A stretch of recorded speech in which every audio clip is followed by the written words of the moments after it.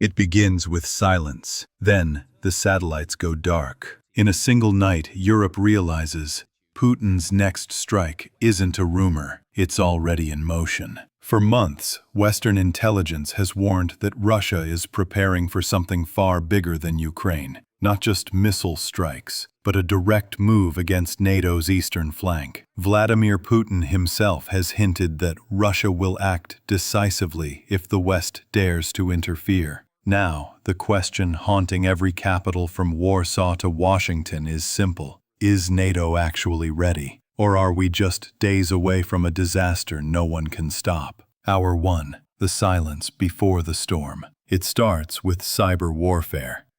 At 4 a.m., NATO monitoring stations in Poland suddenly lose access to real-time drone feeds. GPS jamming ripples across the Baltics. Civilian flights over Lithuania are forced to divert. Simultaneously, Russia activates its Murmansk-BN electronic warfare system, capable of jamming signals across 5,000 kilometers. Within minutes, communications between NATO forward bases are disrupted. This isn't just random noise. It's the opening shot, the invisible strike before the missiles fly. Before we move further, please do like, share, and subscribe if you want more videos like this. Day 1. The blitz of drones. At dawn, Russia unleashes what Western analysts feared, a drone swarm strike. 595 Shahed-style drones, modified with Russian tech, flood into Ukrainian airspace, while dozens are redirected toward NATO supply depots in Poland. Each drone carries a 40-kilogram warhead. Traveling at 185 kilometers per hour, they overwhelm air defenses by sheer numbers. Poland's Patriot missile batteries engage, but every missile costs $4 million, while each drone costs barely $20,000. This is asymmetric warfare at its deadliest. NATO can't afford to keep shooting million-dollar arrows at $20,000 targets. Day 3. The Suwalki Corridor warning. Russia moves fast.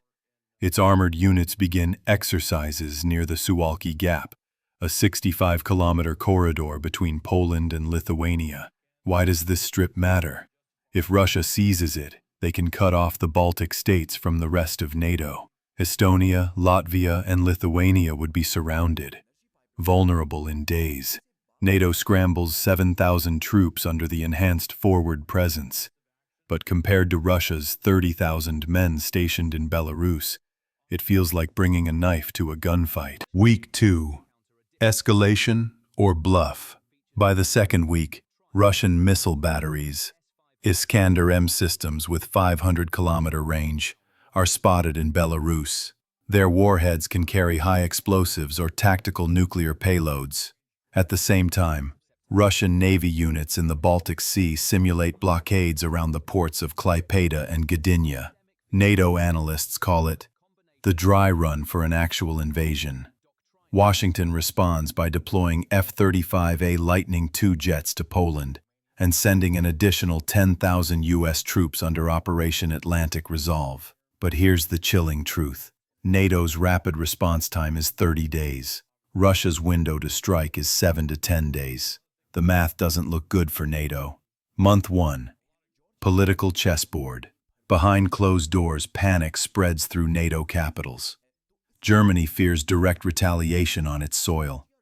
France pushes for diplomacy, warning against provoking Russia. The Baltic states beg for immediate NATO air cover, warning, if you wait, we won't exist by Christmas. Meanwhile, Putin escalates propaganda, claiming NATO is preparing to annex Kaliningrad, his pretext for war.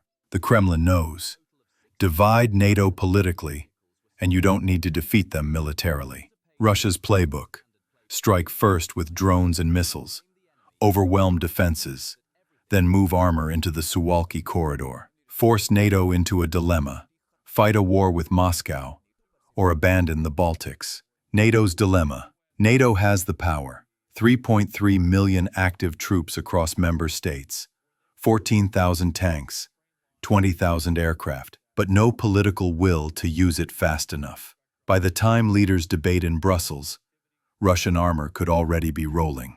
The nuclear shadow. Every move is haunted by one threat: Russia's tactical nuclear weapons. Unlike Cold War strategy, Moscow openly talks about escalating to de-escalate. Translation: use a small nuke, freeze NATO into paralysis, and seize ground before anyone dares to retaliate. If NATO hesitates, the Baltics could fall in 72 hours, triggering Article 5 only after the damage is done. If NATO responds instantly, Europe faces the largest conventional war since 1945, with nuclear risk hanging overhead. If the US delays reinforcement, the credibility of NATO itself collapses. This is the scenario Putin is counting on. Not a total war, but a short, brutal strike that tests NATO's very backbone. Right now, intelligence reports show Russia is already tracking German military satellites.